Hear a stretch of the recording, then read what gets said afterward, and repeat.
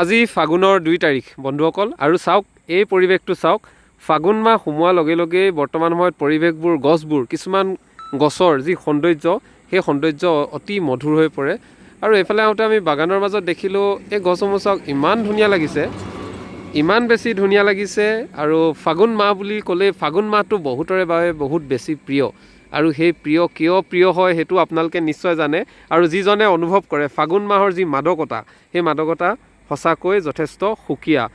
12টা মাহৰ ভিতৰত এটা অন্যতম মাহ হৈছে ফাগুন আৰু এই ফাগুন আজি ফাগুনৰ 2 তাৰিখ আৰু এই মাহটোত বিশেষকৈ বতৰৰ যিটো উষ্ণতা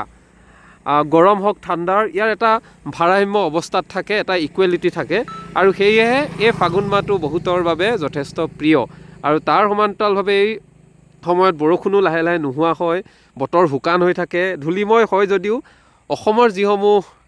অসমৰ আমাৰ বিশেষকৈ হাবি বন বুলি ক'ব লাগিব তাত মদাৰ শিমলু আৰু পলাশ ফুল ফুলা দেখিবলৈ পোৱা যায় মদাৰ শিমলু পলাশ ফুলৰ যি সৌন্দৰ্য সেই সৌন্দৰ্যবোৰে সকলোকে আকৰ্ষিত কৰে আপোনালোকে নিশ্চয় বিভিন্ন ঠাইত গ'লে আপোনালোকে দেখে পথৰ কিনাৰত থকা গছসমূহৰ ফুলসমূহ ইমান সুন্দৰকৈ ফুলে ইমান ধুনীয়া লাগে আৰু তাৰ সমান্তৰালভাৱে মই এই বাগানখনৰ ওপৰৰ গছসমূহ দেখাইছোঁ মই এতিয়া গছবোৰ কি হয় নামবোৰ মই ভালদৰে জনা নাই কিন্তু ইয়াৰ যিটো সৌন্দৰ্য চাওকচোন ইমান ধুনীয়া লাগিছে ইমান ধুনীয়াকৈ ফুলি আছে এয়াই হয়তো ফাগুন মাহৰ সৌন্দৰ্য আৰু প্ৰকৃতিৰ মাদকতা আমাৰ যিহেতু অতি সুন্দৰ এই ঠাইখিনি আমাৰ যি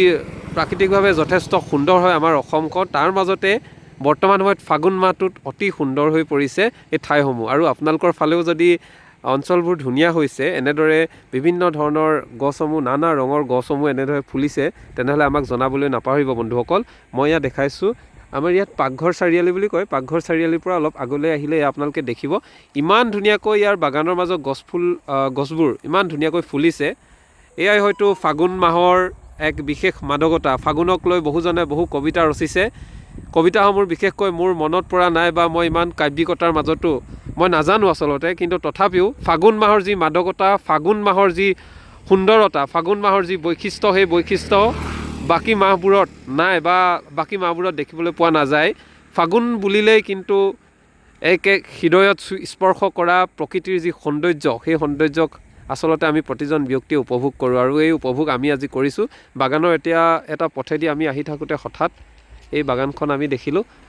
ইমান বেছি ভাল লাগিলে এয়া চাওকচোন ইমান সুন্দৰকৈ ফুলিছে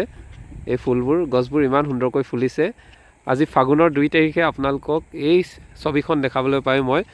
নিজকে সৌভাগ্য অনুভৱ কৰিছোঁ এয়াই আপোনালোকৰ কেনে পালে জনাব আৰু আপোনালোকৰ ঠাইতো যদি এনেকৈ ফুলিছে তেনেহ'লে আমাক জনাব বুলি আশা কৰিলোঁ ধন্যবাদ বন্ধুসকল।